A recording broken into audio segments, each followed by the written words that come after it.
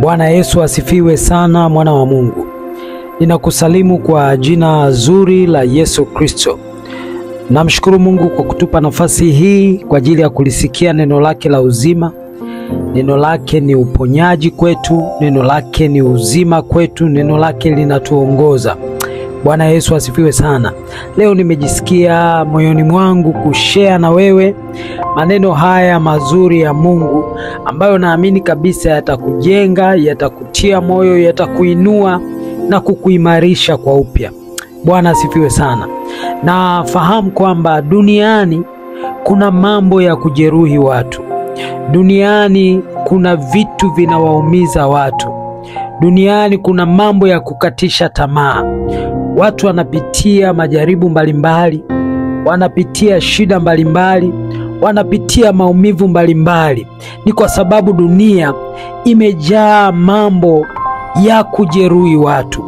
Ndio maana Yesu alisema maneno haya kwamba duniani mnayo dhiki, lakini mimi nimeushinda ulimwengu. Kumbe duniani kuna dhiki, kuna tabu, kuna mambo ambayo yanaweza yakakujeruhi, kuna majaribu ambayo yanaweza yakakukatisha tamaa. Watu wanapitia hasara mbalimbali, wanapitia shida mbalimbali. Lakini nataka ukumbuke neno hili kwamba Yesu anasema duniani mnayo dhiki, lakini mimi nimeushinda ulimwengu. Kwa kama Yesu ameushinda ulimwengu, nataka nikuhakikishie wewe pia una uwezo wa kushinda kila shida, tabu, dhiki na kila majeraha ambayo unapitia. Alikuja ili kuwaganga. Yesu alikuja ili kuwaganga waliovunjika mioyo. Alikuja ili kuwaganga wale walioumizwa. Bwana Yesu asifiwe sana. Nataka nikutie moyo. Nataka nikutie moyo siku ya leo kwamba zuia sauti yako usilie. Zuia sauti yako usilie. Bwana Yesu asifiwe sana. Ukisoma neno la Mungu katika kitabu cha Yeremia 31 mstari wa 16, Biblia inasema Bwana asema hivi: zuia sauti yako usilie, na macho yako yasitoke machozi, maana kazi yako itapata thawabu. Ili ni neno la Mungu ambalo ameliachilia kwetu siku ya leo. Nataka nikwambie mwana wa Mungu, zuia sauti yako usilie, wala macho yako yasitoe machozi. Huenda unapitia maumivu makubwa, huenda unapitia tabu kubwa, mateso makubwa. Nataka nikwambie zuia sauti yako usilie. Kwa sababu gani? God got you. Kwa sababu gani? Mungu amekupata, Mungu amekushika kwenye mikono yake ya haki. Ni kwa sababu gani usilie? Kwa sababu Mungu yuko tayari kukusaidia. Unapoamua kulia, unapoamua kulalamika, ni kwamba unapeleka ushindi kwa adui. Adui anaona kabisa amekushinda. Adui anaona kabisa upande wake umefanikiwa.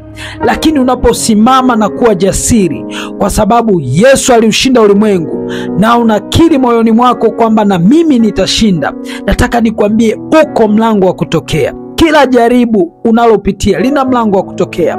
Hautakaa hapo milele, hautadumu hapo milele. Ndio maana panaitwa ni mapito. Ni mahali ambapo Bwana anakupitisha tu. Uko hapo kupita. Huenda uko hapo darasani kujifunza. Huenda uko hapo ili Mungu akunyenyekeshe. Huenda uko hapo lakini ushuhuda na utukufu mkubwa unakuja mbele yako. Bwana Yesu asifiwe sana. Zuia sauti yako usilie. Watu wasione machozi yako. Inawezekana kuna mambo unapitia ambayo yameurarua moyo wako. Mambo unayopitia huenda yamekujeruhi kiasi cha kupita. Inaweza kuwa ni mahusiano, inaweza kuwa ni biashara. Ulikuwa unafanya labda biashara na mtu ambaye si mwaminifu, mtu ambaye alikudanganya akasababisha ukapata hasara kupita maelezo. Inawezekana kazini kwako unapitia changamoto ambazo hazielezeki, ambazo kwako ni mwiba, ni majeruhi, kwako ni majeraha ya kutosha. Nataka nikwambie siku ya leo, zuia sauti yako usilie. Huenda ndugu wamekukataa, watu wako wa karibu wamekutendea isivyo vema. Huenda mume wako au mke wako amekutendea vibaya. Zuia sauti yako usilie, na macho yako yasitokwe machozi.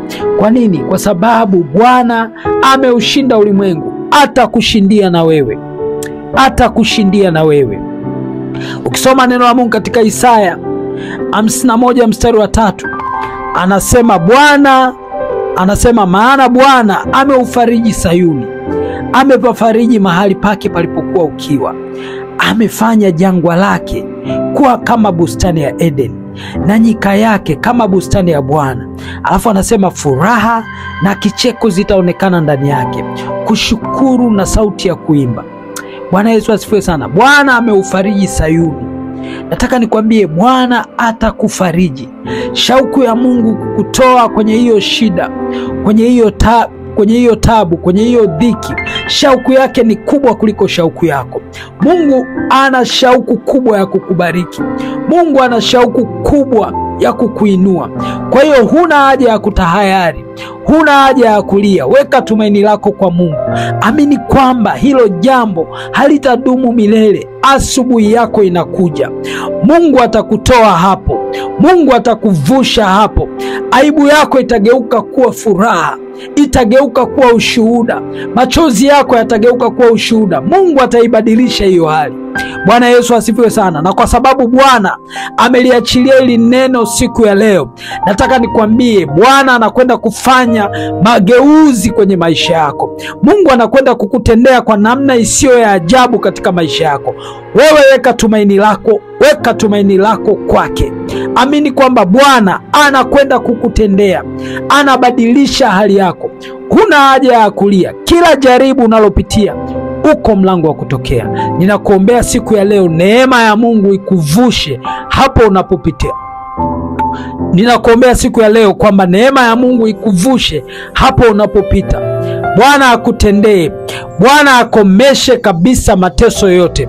Bwana akushike kwa mkono wake wa kuume wa haki yake, akuvushe, na hilo unalopitia likakome na kuisha sasa kwa jina la Yesu Kristo. Uwe na amani na Bwana akutendee. Ninakutakia baraka za Bwana.